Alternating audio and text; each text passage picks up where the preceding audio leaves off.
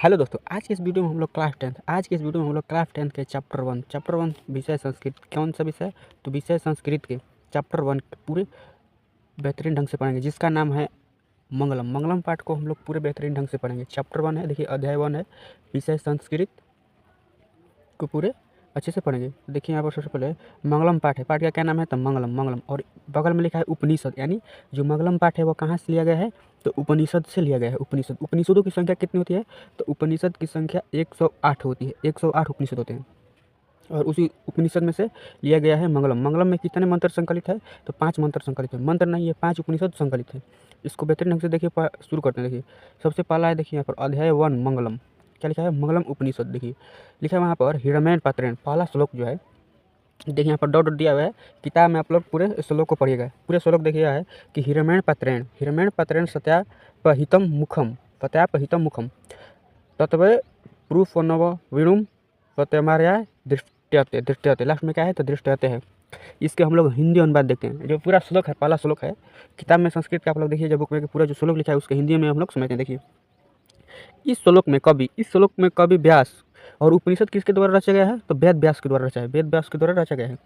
देखिए इस श्लोक में कवि व्यास जी सत्य धर्म की प्राप्ति के विषय पर प्रकाश डालते हुए कहते हैं कि इस श्लोक में किसके बारे में बात किया गया है? तो सत्य धर्म के प्रकाश पर बात किया गया है। डालते हुए कहते हैं कि इस संसार में जिस प्रकार किसी बर्तन का मुख सोने के ढक्कन से ढके होने पर, देखिए इस संसार में अगर किसी बर्तन का मुख सोने के ढक्कन से ढके होने पर व्यक्ति उस पाल के प्रति आकर्षित न मोहित हो जाता है।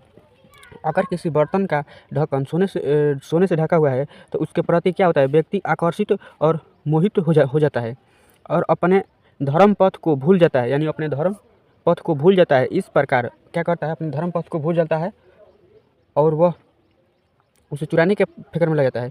उसी प्रकार इस संसार में सत्य और धर्म का मुख्य सांसारिक मोह माया रूपी सोने के आवरण से ढका हुआ है। देखिए सोने का पात्र का अर्थ है सांसारिक मोह माया, और सांसारिक मोह माया है। ये हम लोग पहला श्लोक हो गया। पहला श्लोक वाला हम लोग पढ़ लेंगे, तो पढ़ लिए। अब दूसरा श्लोक देखते हैं। दूसरा श्लोक क्या है? पहला श्लोक अभी पूछता है क्वेश्चन कि पहला श्लोक लिया कहाँ गया है? तो ये पहला श्लोक लिया गया है ईशावास्य उपनिषद से। ईशावास्य उपनिषद से लिया गया है। ईशावास्य उपनिषद से ये पहला श्लोक लिया गया है। अब दूसरा श्लोक देखिए, हम लोग पढ़ते हैं। दूसरा श्लोक है अड़ो अड़ियान महतो महियान आत्मस्य जयोतो निहोतो गुहायाम। ये इसको आप लोग पढ़िएगा पूरे श्लोक। दूसरे श्लोक को मैं यहाँ पर हिंदी इसको देखते हैं, हिंदी अनुवाद। इस श्लोक में कवि वेद महर्षि लिखा है। वेद महर्षि जी आत्मा के बारे में बताते हैं। देखिए इसमें किस चीज़ के बारे में बात किया गया है? तो आत्मा के, इसमें सत्य के बारे में बात किया गया था। कहते हैं कि सूक्ष्म से भी सूक्ष्म और महान से भी महान यह आत्मा जीव जंतुओं के, महान क्या है? यह सूक्ष्म से सूक्ष्म है और महान से भी महान है, जंतुओं के हृदय रूपी गुफा में छुपा हुआ है, यानी निवास करती है। हृदय के गुफा में छुपा हुआ है। इसे वही जानता या देखता है जो अज्ञानता को दूर कर शोक से रहित है। इसे कौन जान सकता है? जो अज्ञानता से दूर है और शोक से रहित है। वह व्यक्ति परमात्मा की कृपा प्राप्त कर अपने जीवन को सफल कर लेता है। वही व्यक्ति क्या करता है? परमात्मा के कृपा को पाता है और अपने जीवन को सफल बनाता है। तो दूसरा श्लोक हम लोग ने पढ़ लिया। दूसरा श्लोक, इसमें आत्मा के बारे में बात किया गया है। और यह श्लोक कहाँ से लिया गया है? यह श्लोक कठ उपनिषद से लिया गया है। कठ उपनिषद से लिया गया है। ये दूसरा श्लोक आप लोगों ने पढ़ लिया। अब देखते हैं तीसरा श्लोक क्या है? देख तीसरा श्लोक है सत्यमेव जयते पर निधानम। सत्यमेव जयते पूरा पढ़िएगा। सत्यमेव जयते नान्यतम सत्यन पथांत बीतते देवयंत। इसे कुछ ये है, जो ये है श्लोक ऐसा ही है। तो आप लोग किताब में बेहतरीन ढंग से श्लोक को देख लीजिएगा। यहाँ पर हम लोग क्या करते हैं कि इसके हिंदी अनुवाद को पढ़ते हैं। देखिए इस श्लोक में कवि वेद व्यास जी यह कहते हैं कि सत्य की ही जीत होती है। इसमें किस चीज़ के बारे में चर्चा किया गया है? इसमें भी सत्य के बारे में चर्चा किया गया है। और कहते हैं वेद व्यास की हमेशा सत्य की ही जीत होती है, असत्य की नहीं। असत्य की जीत नहीं होती है। सत्य के मार्ग से ही हमें देव तक पहुँच सकते हैं। सत्य के मार्ग से ही हम लोग देव तक पहुँच सकते हैं। सत्य के से ही देव तक जाने के मार्ग प्रशस्त होता है। क्योंकि प्राचीन काल में ऋषि मुनि लोग भी ईश्वर की प्राप्ति के लिए सत्य के मार्ग का ही सहारा लेते थे। प्राचीन काल में जो ऋषि महर्षि हैं वो देव मार्ग तक जाने के लिए किसका सहारा लेते थे? तो सत्य का। यही मार्ग ईश्वर के प्राप्ति का सर्वश्रेष्ठ मार्ग है। और यही मार्ग क्या है? सर्वश्रेष्ठ मार्ग है ईश्वर के प्राप्ति के लिए। तो हम लोगों ने तीसरा क्वेश्चन को पढ़ लिया। तीसरा क्वेश्चन पढ़ लिया। तीसरा क्वेश्चन लिया कहाँ गया है, तो यह मुंडको उपनिषद से लिया गया है। कहाँ से लिया गया है, तो मुंडको उपनिषद से यह लिया गया है। मुंडक उपनिषद से यह श्लोक लिया गया है। यह जरूर पूछता है कि कौन सा श्लोक किस उपनिषद से लिया गया है। देखिए चौथा श्लोक हम लोग पढ़ते हैं।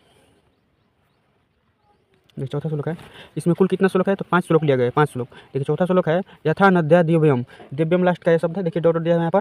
ये आप लोग श्लोक को पूरा पढ़ लीजिएगा। शायद यह श्लोक ऐसा है कि यथा नद्यम स्वाद्यम मानम समुद्रे गाछानी ना रूपम विहाय। तो इस श्लोक आप लोगों को पढ़िएगा। देखिए हिंदी अनुवाद हम लोग यहाँ पढ़ते हैं। इस श्लोक में कवि वेद व्यास जी कहना चाहते हैं कि क्या कहना चाहते हैं कि जिस प्रकार नदियाँ अपने नाम को छोड़कर, जिस प्रकार नदियाँ अपने नाम और रूप को छोड़कर समुद्र में विलीन हो जाती है या समुद्र में मिल जाती है, ठीक उसी प्रकार विद्वान लोग क्या ठीक नदी के समान ही विद्वान लोग अपनी नाम को गौरव परंपरा में विलीन हो जाते हैं। देखिए ठीक उसी प्रकार विद्वान लोग भी अपने नाम और रूप को छोड़कर परम पिता परमेश्वर में विलीन हो जाते हैं तथा वह परमात्मा के रूप में प्राप्त कर लेते हैं, परमात्मा के रूप को प्राप्त कर लेते हैं। तो ये छोटा सा था श्लोक, चौथा श्लोक जो हम लोगों ने पढ़ लिया है। इसमें बात किया गया है नदी के बारे में, परमात्मा के बारे में। जिस प्रकार नदियाँ अपने नाम और रूप को छोड़कर समुद्र में मिल जाती है, उसी प्रकार विद्वान लोग भी क्या करते हैं, अपने नाम और रूप को छोड़कर परम पिता परमेश्वर में विलीन हो जाते हैं। तो ये चौथा श्लोक हम लोगों ने पढ़ लिया। ये कहाँ से लिया गया है, पहले देखिए चौथा श्लोक कहाँ से लिया गया है। चौथा श्लोक भी मुंडक उपनिषद से लिया गया है। यह भी मुंडक उपनिषद से लिया गया है, मुंडक उपनिषद से यह भी लिया गया है। तो देखिए हम लोग 5वां श्लोक को पढ़ते हैं। 5वां श्लोक देखिए क्या कर रहा है। 5वां श्लोक है वेदाहेतम पुरुषम महांतम, वेदाहेतम पुरुषम महांतम। ये श्लोक को आप लोग पढ़िएगा। हम इसके हिंदी के बारे में बात करेंगे। तो देखिए हिंदी अनुवाद क्या है, इसको थोड़ा ऊपर कर लेते हैं सबसे पहले। देखिए हिंदी अनुवाद है, इस श्लोक के माध्यम से कवि वेद व्यास जी यह कहना चाहते हैं कि वेद के प्रकाश से ही व्यक्ति विद्वान बनता है। देखिए वेद के प्रकाश से क्या होता है कि व्यक्ति भी विद्वान बनता है। सूर्य के प्रकाश के समान वेद का भी ज्ञान रूपी प्रकाश निकलता है। देखिए जिस प्रकार से सूर्य से दिव्य प्रकाश निकलता है, उसी प्रकार वेद से भी ज्ञान का दिव्य प्रकाश निकलता है। जिस प्रकार सूर्य की किरणें अंधकार को हरा कर हमें प्रकाश देती है, सूर्य की किरणें क्या करती है, अंधकार को भगाती है और हमें प्रकाश की ओर ले जाती है। ठीक उसी प्रकार वेद भी ज्ञान लेने वाला व्यक्ति असत्य रूपी अंधकार से सत्य रूपी प्रकाश की ओर आगे बढ़ता है। देखिए जो ज्ञान लेने वाला व्यक्ति है वो असत्य रूपी अंधकार से सत्य रूपी ज्ञान की ओर बढ़ता है वेद के सहारे से। तो हो गया, क्योंकि मृत्यु का द्वार ही सत्य का द्वार है। जो मृत्यु का द्वार है वही सत्य है, यानी सभी व्यक्ति का एक दिन मरना है, यही सत्य है। सब मरेंगे यही सत्य है, तो मृत्यु का द्वार ही सत्य है। तो ये 5वां श्लोक हो गया। 5वां श्लोक हम लोगों ने पढ़ लिया। 5वां श्लोक कहाँ से लिया गया है, तो लिया गया श्वेताश्वर उपनिषद से। देखिए श्वेताश्वर उपनिषद से लिया गया है, श्वेताश्वर उपनिषद से लिया गया है। तो ये श्लोक हो गया 5वां। हम लोगों ने 5 श्लोक को बेहतरीन ढंग से पढ़ लिया। देखिए 5 श्लोक को बेहतरीन ढंग से पढ़ लिए। तो अगर आप इसका PDF लेना चाहते हैं तो व्हाट्सएप ग्रुप में जुड़ जाइए। व्हाट्सएप ग्रुप का लिंक दिया हुआ है चैनल के डिस्क्रिप्शन में, तो वहाँ से व्हाट्सएप ग्रुप में जुड़ सकते हैं। चलिए वीडियो कहीं पर समाप्त करते हैं, और नए है तो चैनल को सब्सक्राइब कर दीजिएगा।